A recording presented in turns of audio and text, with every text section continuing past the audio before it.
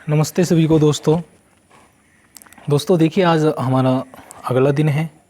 जैसा कि मैंने बताया है कि दिल्ली पुलिस की आपकी प्रैक्टिस चल रही है और दिल्ली पुलिस के जितने भी प्रीवियस क्वेश्चन हुए हैं वो आपकी मैं प्रैक्टिस करा रहा हूं और आपको भी ये प्रैक्टिस करनी चाहिए। और देखिए कुछ दिन बाद मैं इसमें अलग से भी क्वेश्चन ऐड करूँगा। अभी 4 से 5 दिन प्रीवियस ही चलन देने रहने चाहिए और 7 से 8 क्वेश्चन वो होंगे और 3 से 4 क्वेश्चन मैं अलग से ऐड करूँगा उसमें। तो देखिए जो पहला क्वेश्चन है उसको देखिए आप। उस समचतुर्भुज का क्षेत्रफल सेंटीमीटर स्क्वायर में कितना होगा जिसकी भुजा 10 सेंटीमीटर और छोटे विकर्ण जो डायगोनल है वो 12 सेंटीमीटर है। तो देखिए एक समचतुर्भुज है,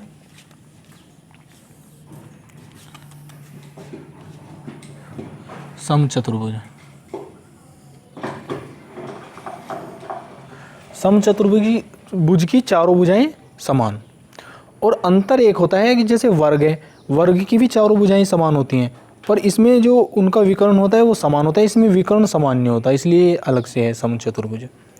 तो देखिए इसकी जो भुजा है वो कितनी है 10 सेंटीमीटर और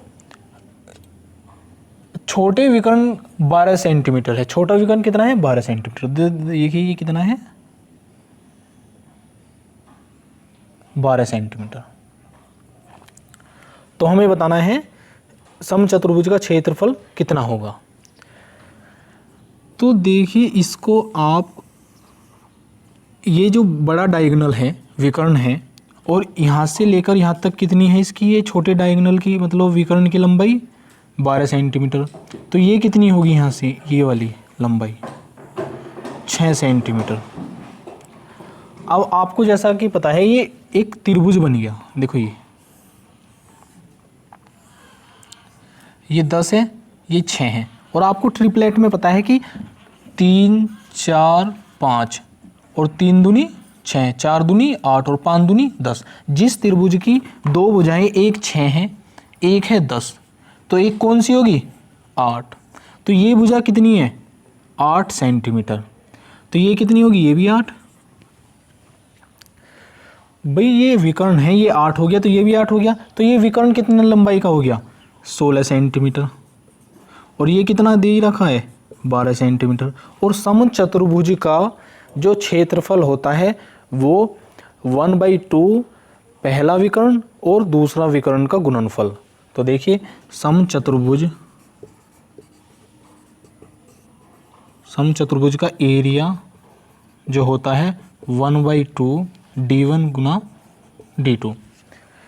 तो यहाँ देखिए 1/2 पहला डायगोनल कितना है 16 सेंटीमीटर और दूसरा कितना है 12 सेंटीमीटर।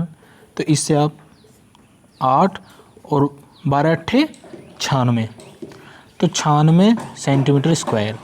तो देखिए जो समचतुर्भुज का जो क्षेत्रफल आया वो कितना आया 96 सेंटीमीटर स्क्वायर इस पूरे का एरिया।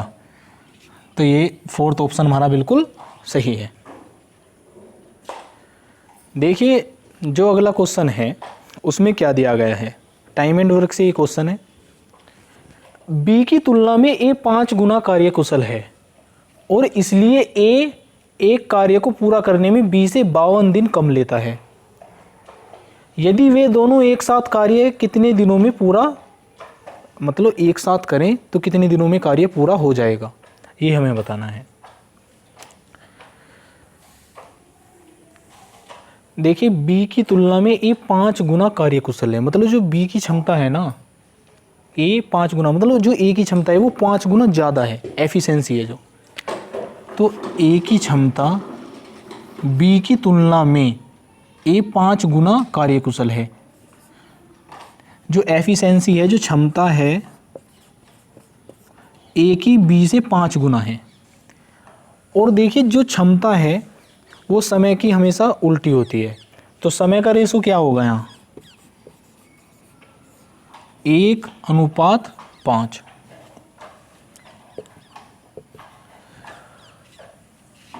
ए एक कार्य को पूरा करने में बी से 52 दिन कम लेता है। जो ए है ना वो कितने दिन कम लेता है 52 दिन। और यहाँ देखिए रेशो में हमने जो यूनिट ली थी वो कितनी कम ले रहा है, 4 यूनिट। और हमें जो क्वेश्चन में दे रखा है वो कितना है, 52 दिन। तो 4 यूनिट बराबर किसके है, 4 रेशो बराबर किसके, 52 दिन के।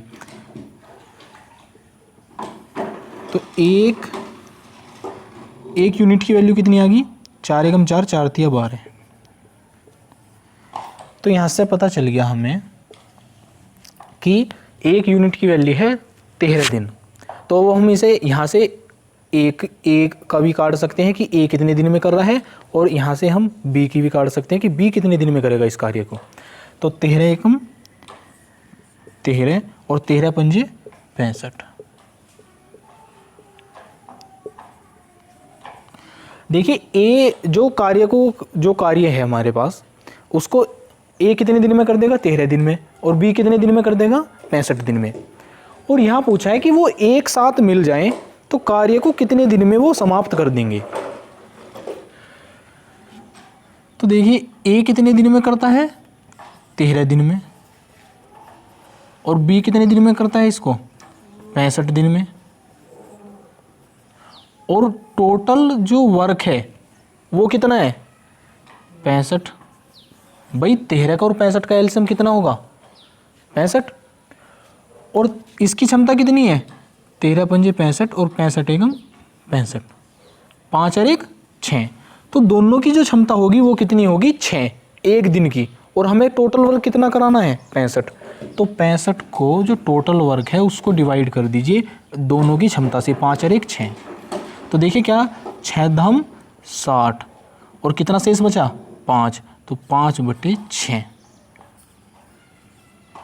तो देखिए कितने दिन में समाप्त हो जाएगा कार्य, 10 से ही 5/6 दिन में दोनों मिलकर उसको कार्य को कर लेंगे। तो इसका कौन सा ऑप्शन सही है भाई, इसका दूसरा ऑप्शन हमारा बिल्कुल सही है।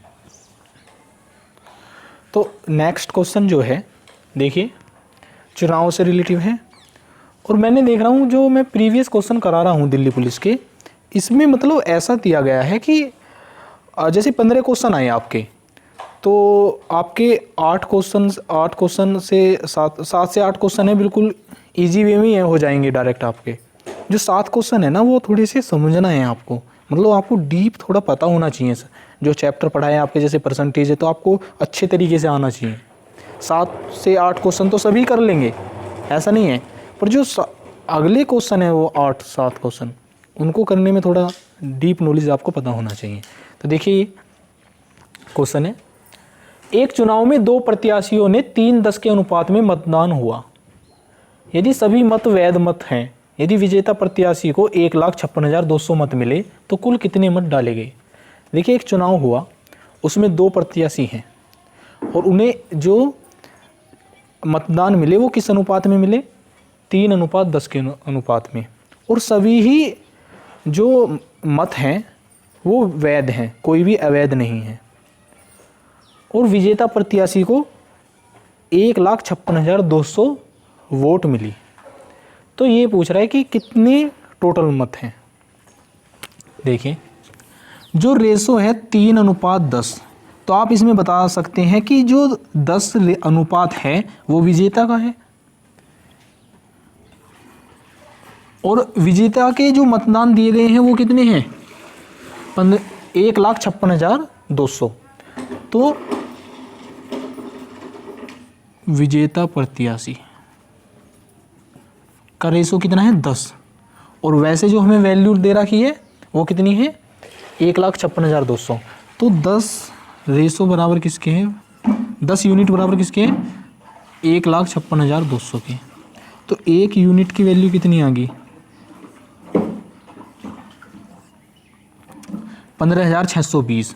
और हमें बताने हैं कि कुल कितने मत डाले गए। तो टोटल रेशो कितना है, इसका अनुपात हो जाएगा 10 और 3 13। 1 यूनिट की वैल्यू 15,620 है, तो 13 की कितनी हो जाएगी, तो 13 की हो जाएगी, आप इसमें 13 से गुना कीजिए यहाँ, और इसमें यहाँ 13 से गुना कीजिए। तो 0 13 दूनी 26 का 6 2 हासिल, 13 पंजे 65, 13 6 78, 78 2 80, 80 0 8 हासिल, और 13 पंजे 65, 65 और 8 कितने होंगे, 73, 73 का 3 7 हासिल, 13 एकम 13, 13 7 20। तो टोटल मतदान कितने हैं? 2,03,060। तो इसमें कौन सा ऑप्शन है? इसमें हमारा कौन सा है भाई? ये दूसरा ऑप्शन बिल्कुल सही है। देखिए जो अगला क्वेश्चन है साधारण ब्याज से रिलेटिव है। ए ने 9,000 रुपये की धनराशि 5% साधारण ब्याज पर 3 वर्षों के लिए उधार ली। उसने यह धनराशि 7% साधारण ब्याज पर 3 वर्षों के लिए बी को उधार दे दी। उसे प्राप्त होने वाला लाभ ज्ञात कीजिए। ए ने क्या काम करा? ए ने 9,000 रुपये लिए किसी व्यक्ति से, और क्या परसेंट पे लिए? 5% पे। उनने क्या काम करा? दूसरे को दे दिए वो 9,000 रुपये बी को, और किस परसेंट पे दे दिए? 7% पे, और 3 वर्षों के लिए ही दे दिए। तो उनने बीच में जो लाभ प्रॉफिट कमाया वो हमें ज्ञात करना है। देखिए बहुत ही सिंपल सवाल है। रेट क्या है? ए ने जब लिया था धन 9,000 रुपये, तो किस परसेंटेज पे लिए थे? 5% पे, और कितने वर्ष के लिए? 3 वर्ष के लिए। और बी को किस परसेंटेज पे दे दिए? 7% पे, और 3 वर्ष के लिए। तो देखिए 5 या 15, टोटल परसेंट कितना होगा? 15%, और 7 या 21%। तो मतलब मूलधन का 15% ब्याज तो इसे देना पड़ेगा, और मूलधन का 21% ब्याज इसे देना पड़ेगा। तो हम इसे डायरेक्ट ही करेंगे तो किस तरीके से करेंगे? यहाँ देखिए 15 से 21 हो गया प्रॉफिट, मतलब प्रतिशत मतलब जो दर है ना वो कितनी बढ़ेगी? इनका डिफरेंस कितना है? 6%। तो 6% ही प्रॉफिट किसका होगा? ए का। तो 9,000 का 6% कितना होगा? 0,9,54 540 रुपये। तो कहने का मतलब क्या है कि 540 रुपये ए कमा लेगा इस चीज़ में। तो यहाँ हमारा कौन सा ऑप्शन है? ए ऑप्शन बिल्कुल सही है। देखिए जो अगला क्वेश्चन है, अगले क्वेश्चन में क्या दिया गया है? एक आयत की लंबाई एक वृत्त की त्रिज्या का 2/5 है। वृत्त की त्रिज्या एक ऐसे वर्ग की भुजा के बराबर है जिसका क्षेत्रफल 4900 मीटर स्क्वायर है। यदि आयत की चौड़ाई 20 मीटर है तो उसका क्षेत्रफल मीटर स्क्वायर में कितना होगा? देखिए इसे हमें पता होना चाहिए कि आयत के बारे में भी पता होना चाहिए, और वृत्त के बारे में भी पता होना चाहिए, और यहाँ पर हमें वर्ग की शेप के बारे में भी पता होना चाहिए। देखिए एक आयत की लंबाई एक वृत्त की त्रिज्या की 2/5 है। वृत्त की त्रिज्या एक ऐसे वर्ग की भुजा के बराबर है जिसका क्षेत्रफल 4900 मीटर स्क्वायर है। देखिए एक आयत हो गया,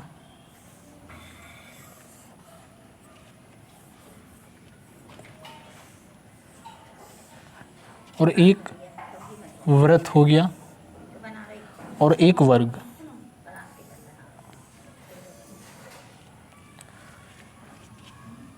ऐसे वर्ग की भुजा के बराबर है जिसका क्षेत्रफल 4900 मीटर स्क्वायर है। जो इसका एरिया है वो कितना है? 49 मीटर स्क्वायर। तो ए स्क्वायर बराबर कितना है? 4900, और ए बराबर कितना हो गया? भुजा बराबर कितना हो गया? 70। तो देखिए जो इसकी भुजा है वो कितनी है? 70 मीटर। जो वर्ग की भुजा कितनी है? 70 मीटर। और एक वृत्त की त्रिज्या, जो आयत की लंबाई है वो कितनी है? वृत्त की त्रिज्या की 2/5 है, और आयत की चौड़ाई कितनी दे रखी है? 20 मीटर। एक ऐसे वर्ग की भुजा के बराबर है,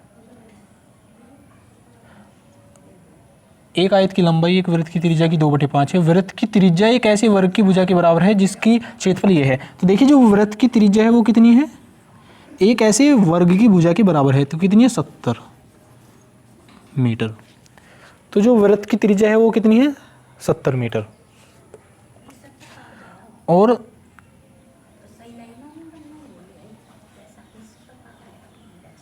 आयत की लंबाई एक वृत्त की त्रिज्या की 2/5 है। तो वृत्त की त्रिज्या कितनी है? 70 और इसकी 2/5 क्या है इसकी आयत की लंबाई। तो कितना हो गया 14 पंजे 70 और 14 दूनी 28। तो जो आयत की लंबाई कितनी है वो 28 मीटर। और हमें क्या बताना है कि आयत की चौड़ाई 20 मीटर है तो उसका क्षेत्रफल कितना होगा। तो इसका क्षेत्रफल कितना है, तो जो आयत का क्षेत्रफल होता है वो कितना है, आयत का एरिया लंबाई गुना चौड़ाई। तो 28 गुना 20 तो कितना हो गया 0 8 दूनी 16 का 6 28 दूनी 56 560। तो 560 मीटर स्क्वायर। अगला क्वेश्चन जो है इसमें क्या है, ये सरलीकरण से है, सिंप्लीफिकेशन। तो इसमें देखिए आपको हल करना है और बताना है कि क्या इसका आंसर है। आप करिए एक बार, 15 से 20 सेकंड मिलती हैं आपको।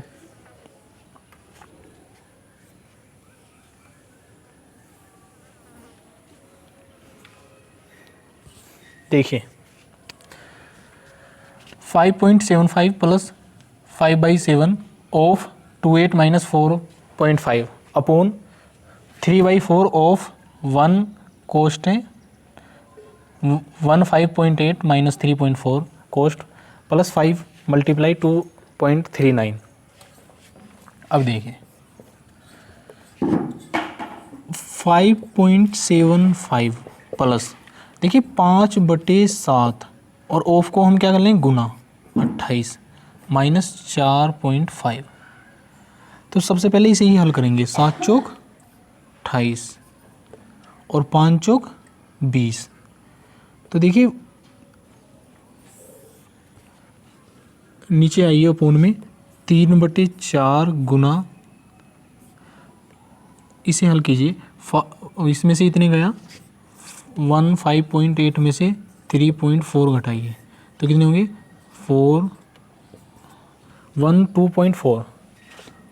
2.4 प्लस और इसकी गुना कीजिए 9 पंजे 45 5 4 हासिल 5 या 15 15 4 19 19 का 9 1 हासिल 5 दूनी 10 1 11 और पॉइंट लगाइए यहाँ 9 पंजे 45 का 5 4 हासिल 5 या 15 4 19 का 9 का 1 हासिल 5 दूनी 10 1 11 11.95 और यहाँ कितना था 20 और यहाँ देखिए इसे हल कीजिए 4 तिया 12 और 4 एकम 4 और 31 तिया 93 प्लस 11.95। ये तो ये हो गया निचले वाला पोर्शन और ऊपर का क्या है 5 चौक 20। तो देखिए इसे मैं यहाँ करता हूँ, इसे अभी हटाओ यहाँ से, पहले ऊपरले वाला ही पोर्शन हल करते हैं। तो 5 चौक 20 और 20 ये कितना हो गया 5.75 तो 20 ये हो गया 25.75 माइनस 4.5 अपोन 93 9.3 प्लस 11.95। अब इसे हल कीजिए यहाँ, तो इसमें से इसे घटाइए तो कितना होगा 21.25 अपोन, इन्हें ऐड कर लीजिए तो कितना हो गया 5 और 9 और 3 12 2 1 हासिल 11 9 20 और 1 21। तो यहाँ हो गया क्या 21.25 और यहाँ क्या 21.25 तो इससे कैंसिल, तो कितना आ गया 1। तो हमारा कौन सा आंसर है भाई, ऑप्शन कौन सा है, ये रहा, चौथा ऑप्शन हमारा बिल्कुल सही है। देखिए अगला क्वेश्चन क्या है, अगले क्वेश्चन में दिया गया है आपको प्रतिशत से रिलेटिव है ये क्वेश्चन। देखिए दिल्ली पुलिस का जो लेवल है ना वो ज़्यादा कठिन नहीं है और ना ज़्यादा आसान, बिल्कुल बीच का है। आपको हर चैप्टर की अगर जो नॉलेज है ना अच्छे तरीके से तो आप बिल्कुल आराम से 15 में से 15 क्वेश्चन कर सकते हैं मैथ में। देखिए अगले क्वेश्चन में क्या दिया गया है, ये सारे के सारे प्रीवियस ईयर क्वेश्चन है दिल्ली पुलिस के। यदि किसी वृत्त की त्रिज्या में 10% की वृद्धि की जाए तो उसके क्षेत्रफल में कितने प्रतिशत की वृद्धि होगी। देखिए एक वृत्त है और इसकी ये त्रिज्या है, 10% की वृद्धि की जाए, 10% की फ्रैक्शन क्या है, 1/10। और देखिए त्रिज्या कितनी होगी, 10 से 11, मतलब एक बढ़ी 1 यूनिट, तो 10 से कितनी होगी त्रिज्या 11। तो देखिए पहले त्रिज्या कितनी थी 10 और अब कितनी होगी 11। तो इसके एरिया में कितना इम्पैक्ट, कितनी वृद्धि हुई, ये बताना है हमको। तो देखिए जो क्षेत्रफल होता है वो कितना है पाई आर स्क्वायर और पाई आर स्क्वायर, कितनी वृद्धि हुई। तो देखिए इससे तो ये कट गया, कैंसिल हो गया, मतलब पाई से पाई हट गया। और त्रिज्या कितनी है 10 का स्क्वायर 100 और 11 का स्क्वायर कितना होगा, आर का मान यहाँ टिकेंगे 121। तो कितनी वृद्धि हुई, तो 100 से कितनी वृद्धि हुई 21 की, और कितने पे 100 पे, तो हम 21% डायरेक्ट ही कर देंगे। पर देखिए यहाँ 100 पे कितनी वृद्धि हुई 21 की, और परसेंटेज में बताने के लिए गुना 100,